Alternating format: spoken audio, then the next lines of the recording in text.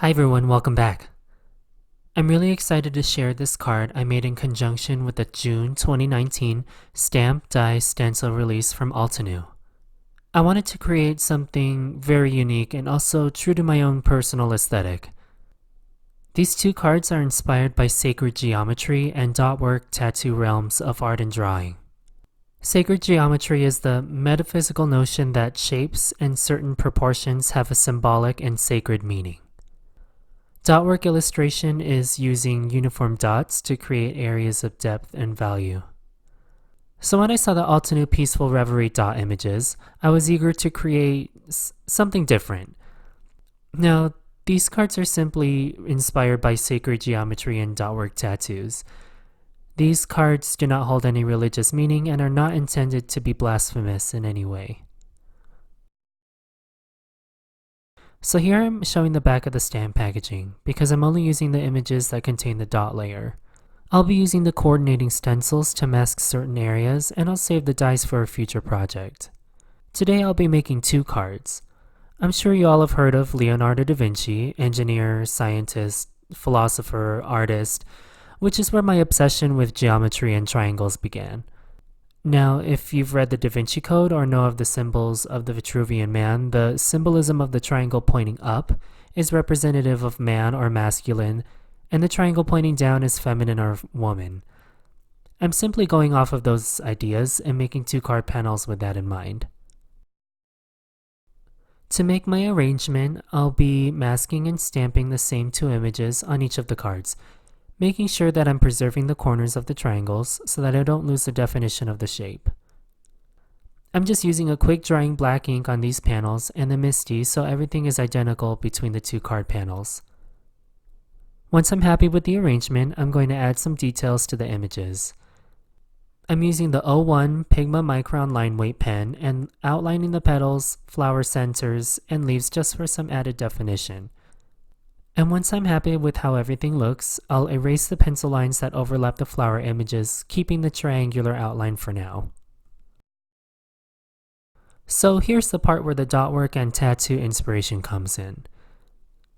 I'm just using Dotwork to embellish the arrangement, in this case the symbolic female card, and I'm adding a line of pearls draping across the flowers, and I'll add a little diamond or two to the lowest point of the necklace as well. I felt the image was being weighed down towards the bottom of the card, so to bring it back up, I added a moon image to the top left of the triangle just to bring back some visual symmetry. This image comes from my all-time favorite set from Altenew to the moon stamp set. I'll keep adding lines to the image using a T-ruler and the micron pen. I added some white highlights using a white charcoal pencil. You can also use a white colored pencil if that's what you have. I diffused the white highlight with a blending stump just to make the triangular shape pop out a bit, and I also added some lines with a white gel pen. I'll move on to the masculine inspired card.